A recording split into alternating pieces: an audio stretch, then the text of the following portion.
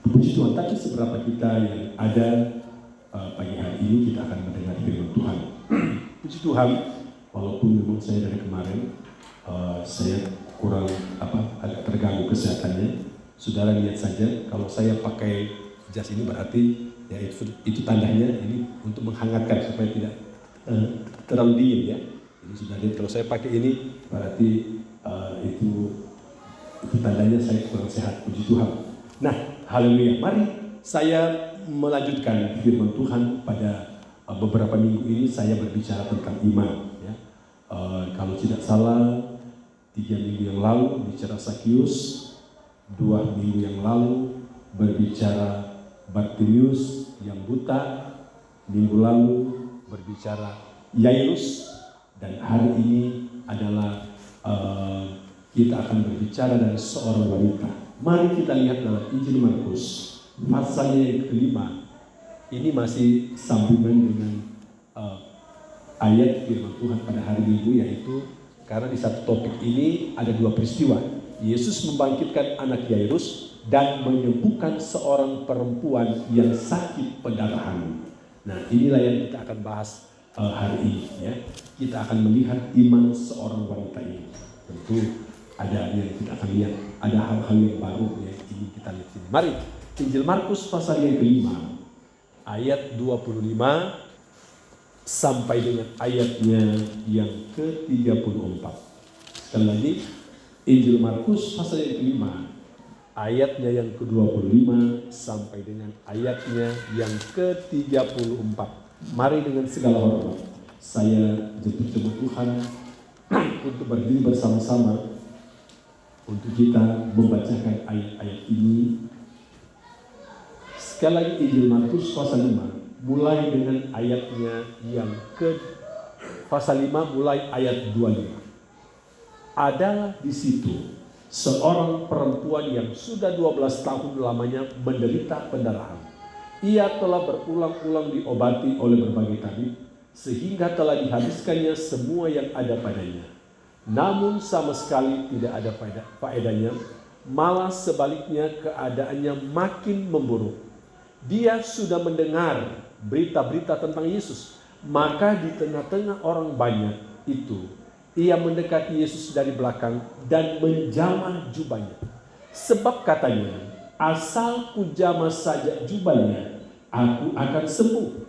Seketika itu juga berhentilah pendarahannya, dan ia merasa bahwa badannya sudah sembuh dari penyakitnya.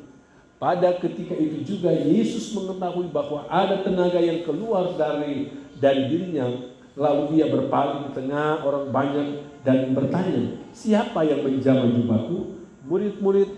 Murid-muridnya menjawab, engkau melihat bagaimana orang-orang ini berdesak-desakan dekatmu, dan engkau bertanya, siapa yang menjamah aku? Lalu ia memandang sekelilingnya untuk melihat siapa yang melakukan hal itu. Perempuan itu yang menjadi takut dan gemetar ketika mengetahui apa yang telah terjadi atas dirinya, tampil dan tersungkur di depan Yesus dan dengan tulus memberitahukan segala sesuatu kepadanya. Maka katanya kepada perempuan itu, kata Yesus, hai anakku, imanmu telah menyelamatkan engkau. Pergilah dengan selamat dan sembuhlah dari penyakitmu. Puji Tuhan. Jemaat Tuhan dipersilakan untuk kembali. Kita akan membahas satu cerita. Kalau pada hari Minggu anak Yairus dibangkitkan oleh karena imannya, dan hari ini wanita yang sudah 12 tahun menderita sakit pendarahan juga disembuhkan oleh karena imannya.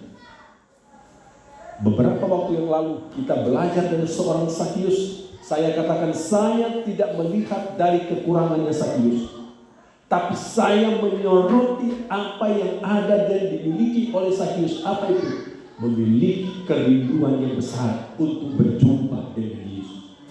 Memiliki kerinduan yang besar untuk mengalami Tuhan secara pribadi. Itu ditandai dengan apa?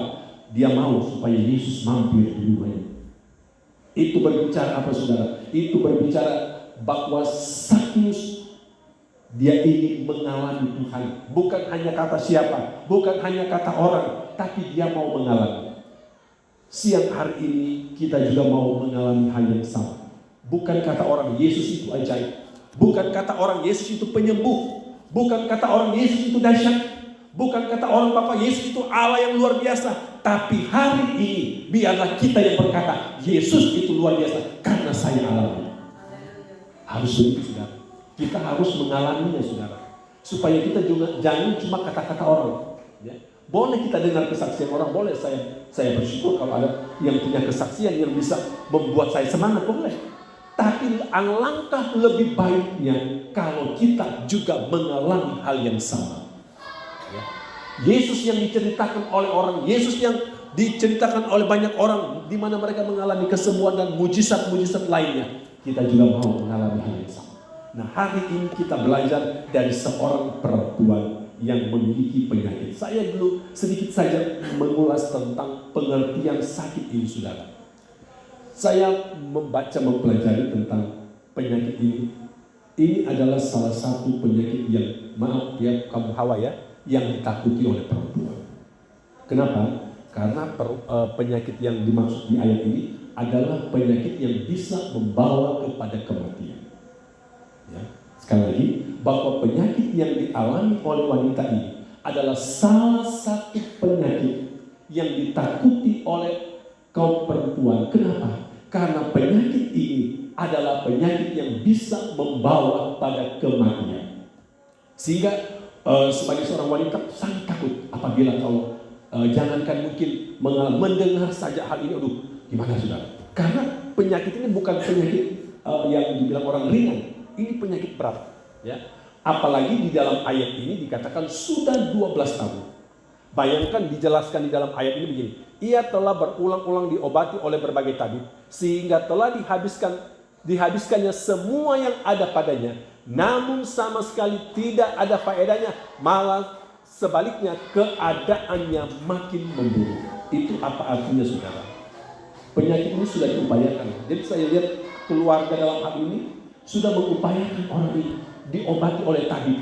Ya, dulu kan kalau orang tukang obat dengan tabib, Yesus dikatakan tabib, ya, tabib yang menyembuhkan. Orang ini sudah dibawa di tukang-tukang obat dulu, ya, kepada tabib-tabib zaman dulu. Tabib-tabib yang cukup dikenal di zaman dulu. Dan Alkitab berkata, keadaan wanita ini bukan lebih baik. Bahkan yang lebih miris lagi, saudara, semua telah dihabiskannya. Segala harta yang mungkin dia punya, semua dijual untuk apa? Berobat, untuk mengobati penyakit ini. Makanya saya katakan penyakit ini adalah penyakit bagi kaum Hawa. Perempuan ini adalah penyakit yang sangat menakutkan karena memang membawa kematian sakit ini. Ya. Nah, mari kita akan lihat. Dia ayat 27. Dia sudah mendengar berita-berita tentang Yesus. Maka di tengah-tengah orang banyak itu, ia mendekati Yesus dari belakang dan menjamah jubahnya. Ada hal yang ingin saya sampaikan dalam hal ini. Dan saya percaya saudara juga pasti bertanya, kenapa sih wanita ini tidak mau berterus terang saja? Karena dalam ayat ini dikatakan ia menjamah jubah Yesus, dia hanya dari belakang. Seolah-olah ini dalam pemikiran kita, seolah-olah wanita ini nggak sopan, seolah-olah. Kok dari belakang? Dari depan dong. Kalau misalnya ya tunjukkan kepada Tuhan, Tuhan saya mau jamah jubahnya agar supaya saya sembuh. Itu pemikiran kita. Tapi saya mau kasih tahu dulu sedikit persoalan di sini. Memang ada persoalan, sehingga memang wanita ini tidak boleh berterus terang, apalagi dari depan, tidak boleh. Ada persoalan di sini, saudara. Pada zaman dulu, khususnya apa yang diyakini oleh orang Yahudi, orang yang seperti ini, maaf ya, saya tidak mendeskripsikan persoalan perempuan, tapi saya mau bicara yang sebenarnya. Maaf, orang yang punya penyakit seperti ini, itu dalam hukum Taurat, aturan Taurat, itu tidak boleh bersentuh dengan siapa saja. Bukan hanya dengan Yesus, dengan siapa saja. Seandainya saya ada di situ, nggak boleh bersentuh sama saya. Itu aturan Taurat.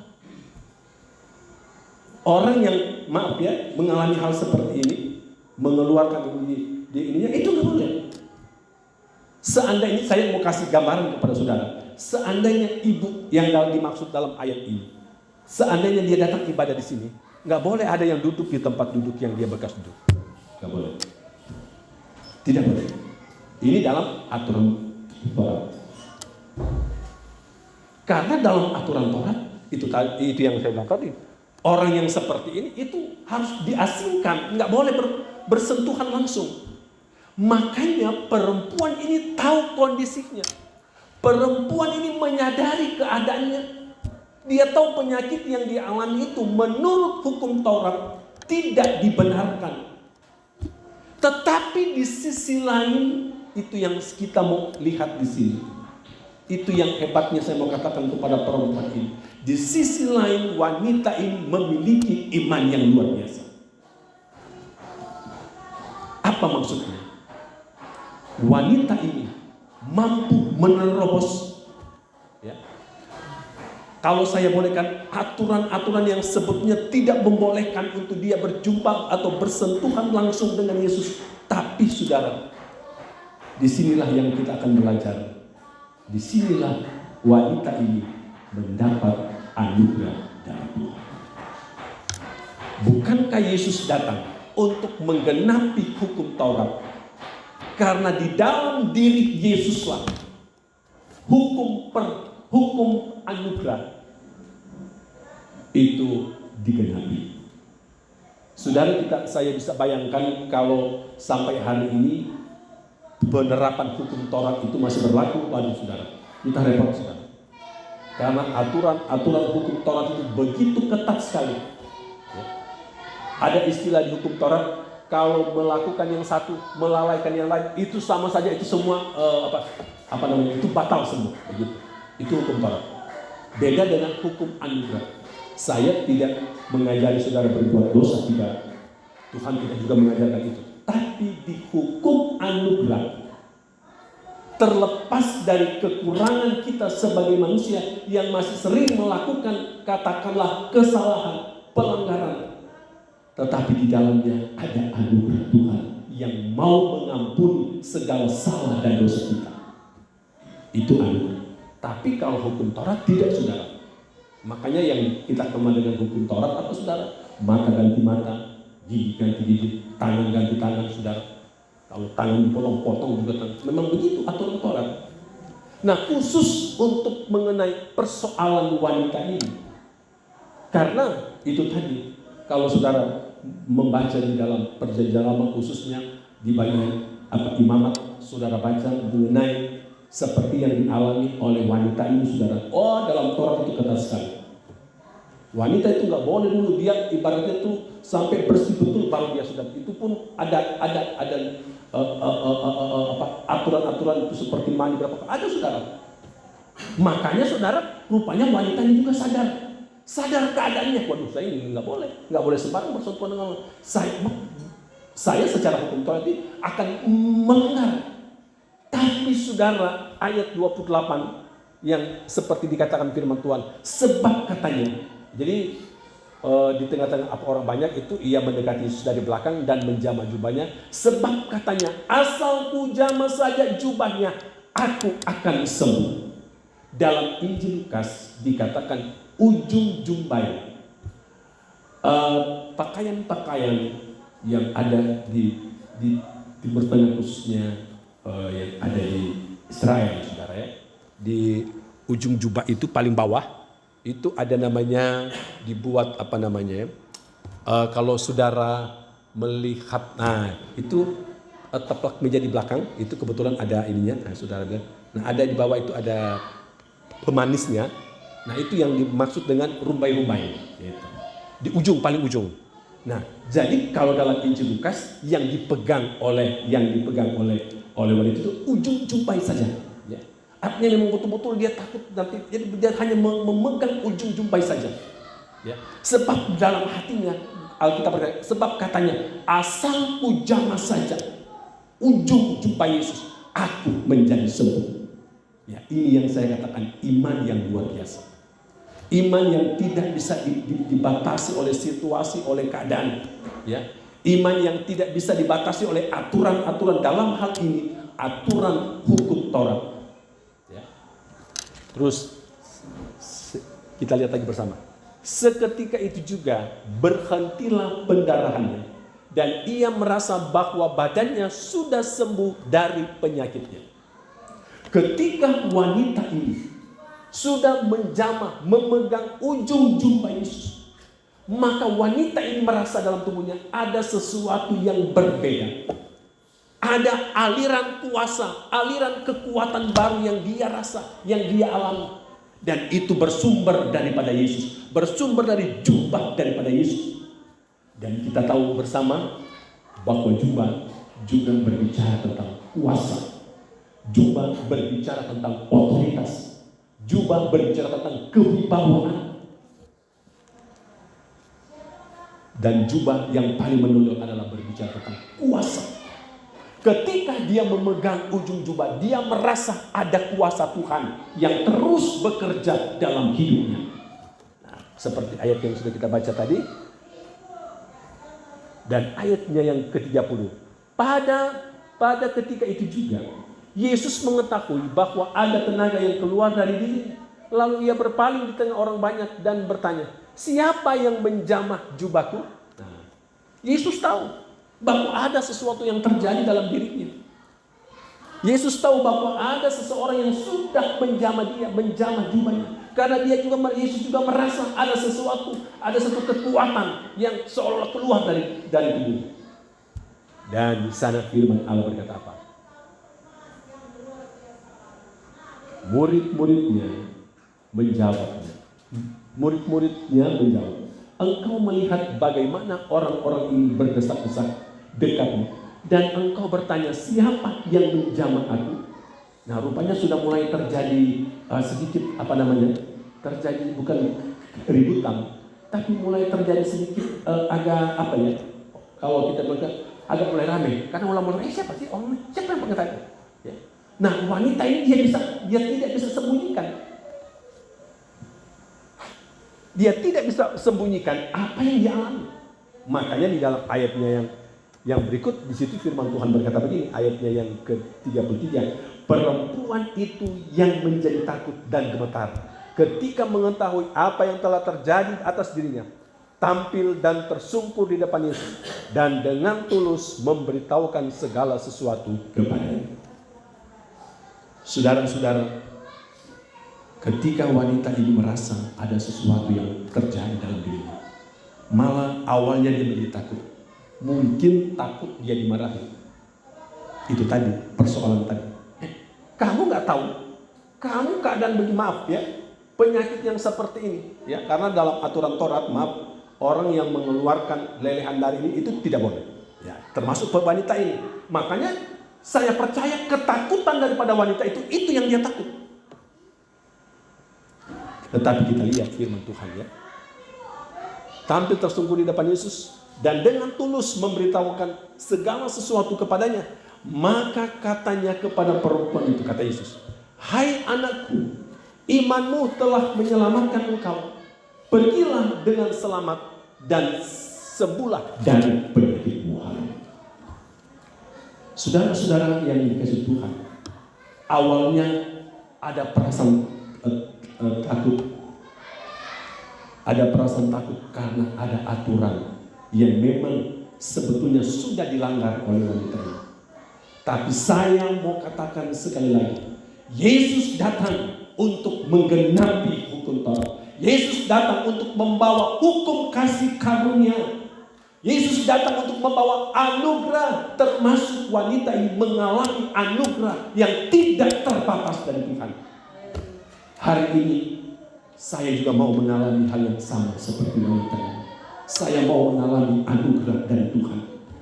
Sebab anugerah itu tanpa batas.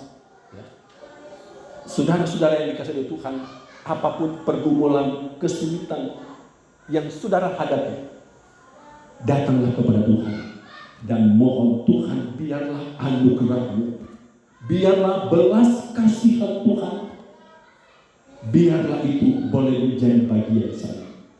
Wanita ini mendapat belas kasih Tuhan.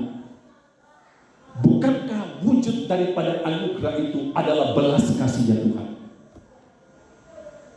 Saudara-saudara yang dikasihi Tuhan, kalau kita boleh ada sampai saat ini, kita boleh diselamatkan oleh Tuhan, itu karena anugerah, bukan karena apa-apa, saudara. Ya. Makanya ada firman Tuhan berkata, jangan kita membanggakan diri, karena keselamatan itu cuma anugerah. Jangan pernah ada orang yang berkata, oh saya yang paling baik, saya wajar dong kalau saya diampuni, saya wajar dong kalau saya mendapat anugerah. Menurut Alkitab, ya, bahwa keselamatan itu kita alami bukan karena perbuatan baik kita, tapi semata-mata karena anugerah Tuhan. Coba kita lihat satu dua ayat dalam Efesus bicara anugerah. Saya minta tolong kalau ada yang bisa bantu baca.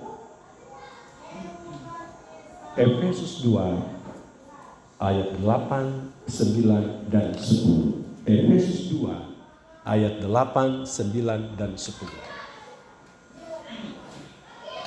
Haleluya. Sebab karena kasih karunia kamu diselamatkan oleh iman. Amin. Itu bukan hasil usahamu, Amin. tetapi pemberian Allah. Pemberian Allah, benar. Itu bukan hasil pekerjaanmu. Amin. Jangan ada orang yang memegahkan diri. Amin. Karena kita ini buatan Allah, Amin. diciptakan dalam Kristus Yesus untuk melakukan pekerjaan baik yang dipersiapkan Allah sebelumnya. Ia mau supaya kita hidup di dalam. Amin. Haleluya. Sebab karena kasih karunia kamu diselamatkan oleh iman. Itu bukan hasil usahamu, tetapi pemberian Allah. Bonus, itu bukan hasil pekerjaanmu. Jangan ada orang yang memegahkan diri. Karena kita ini buatan Allah, diciptakan dalam Kristus Yesus untuk melakukan pekerjaan baik yang dipersiapkan Allah sebelumnya. Ia mau supaya kita hidup di dalamnya. Saudara-saudara yang dikasihi Tuhan, kalau kita semua boleh ada sampai hari ini, biarlah kita berkata, Tuhan terima kasih bahwa kalau saya diselamatkan itu cuma karena anugerah Tuhan. Sebab begini saudara, di luar sana banyak yang belum diselamatkan. Pertanyaannya, apakah Tuhan tidak peduli dengan jiwa-jiwa yang ada di luar sana yang belum diselamatkan? Oh tidak, Tuhan peduli. Tetapi kita bersyukur kita sudah mendapat anugerah. Sedangkan saudara-saudara kita yang ada di luar sana banyak yang belum mendapat anugerah. Sebab itu kalau kita sudah mendapat anugerah itu, jangan sampai anugerah itu lepas. Biarlah anugerah keselamatan tetap kita jaga. Karena anugerah itu tidak akan datang lagi, saudara. Ya. Seperti yang saya katakan tadi, di luar sana banyak yang belum diselamatkan. Tuhan peduli dengan mereka, cuma mereka belum mendapat anugerah saja. Makanya kita juga bawa dalam doa, Tuhan, saya setiap saat berdoa di tempat Tuhan, saya sebut mereka saudara-saudara. Tuhan, Engkau lihat saudara-saudara kami yang ada di sekeliling kami, mereka yang bermukim di kompleks perumahan, mereka yang bermukim di perkampungan, saya sebut nama-nama perkampungan di daerah ini. Tuhan, Engkau jamah mereka. Biarlah belas kasih Tuhan menjadi bagian mereka. Biarlah mereka mendapat anugerah keselamatan dari Tuhan. Karena begini saudara, walaupun saya datang ke tetangga sebelah, sampai berbusa-busa saya ngomong, kalau Tuhan belum memberikan dia anugerah, itu tidak saudara. Ya, banyak belakangan ini kita lihat yang tadinya penentang, tapi ketika Tuhan jamah dan dia mendapat anugerah keselamatan, luar biasa. Ya. Dia menjadi pengikut Tuhan yang lebih hebat dari kita yang awalnya. Sebab apa? Dia sudah mendapat anugerah. Wanita yang kita sudah dengar tadi, yang memiliki penyakit pendarahan, sudah mendapat anugerah. Memang ada harga yang dibayar. Saudara bisa bayangkan, saya sedikit mempelajari tentang tipikal penyakit ini saudara, itu bisa membuat seseorang itu yang mengalami penyakit itu sebagai seorang perempuan itu bisa apalagi sudah 12 tahun ya. Artinya dia itu mungkin dia sambil orang bilang terngesa-ngesa karena badannya sudah lemah ya, dengan keadaannya seperti ini. Artinya ada upaya, ada usaha untuk bagaimana caranya dia berjumpa dan mengalami perjumpaan pribadi dengan Tuhan. Dan ketika dia ada dekat dengan Tuhan, seperti kita sudah baca tadi, dia tidak menyia-nyiakan waktu yang ada. Walaupun dia dari belakang, dia berkata, asal ku jamah saja jubahnya, aku akan sembuh. Dan puji Tuhan, apa yang dialami oleh wanita ini luar biasa. Perkataan iman luar biasa. Hari-hari ini, biarlah kita mulai belajar dari firman Tuhan. Memperkatakan segala sesuatu dengan perkataan iman. Bukankah juga ada ayat berkata, segala sesuatu yang kita lakukan kalau tidak berdasarkan iman juga kan itu dosa. Artinya terus kita percaya, kita yakini apapun yang kita lakukan, bahwa Tuhan yang kita sembah itu berkuasa. Dan saya percaya wanita ini ketika dia mengalami ada perubahan di dalam tubuhnya, saya percaya dia penuh dengan sukacita yang tidak terhingga, saudara. Saya tidak tahu waktu itu karena sudah tidak diceritakan lebih jauh dalam Alkitab atau dalam ayat-ayat ini. Tapi saya tidak tahu bagaimana ketika dia pulang ke rumahnya, bagaimana dia menyampaikan kepada saudara-saudaranya, bagaimana dia menyampaikan itu dengan sukacita kepada tetangga-tetangganya. Mungkin juga kalau sekarang kita bilang dia membuat ibadah syukuran. Ya, saking sukacita, saking dia mengalami, bayangkan 12 tahun terkurung oleh karena penyakit ini, tersiksa oleh karena penyakit itu, saudara.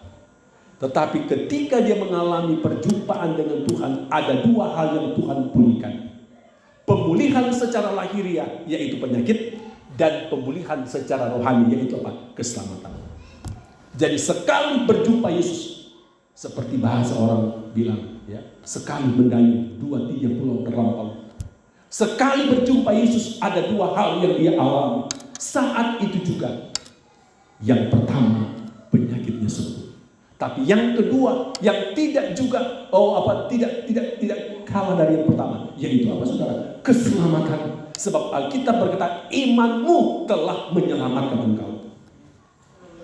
Saudara-saudara yang saya kasih dalam Tuhan, kalau hari ini kita akan mengalami perjumpaan dengan Tuhan, kita akan mengalami pemulihan dalam dua hal. Pemulihan secara lahiriah dan pemulihan secara rohani. Dan itu yang Tuhan inginkan hari ini kita alami dalam hidup kita. Puji Tuhan, Tuhan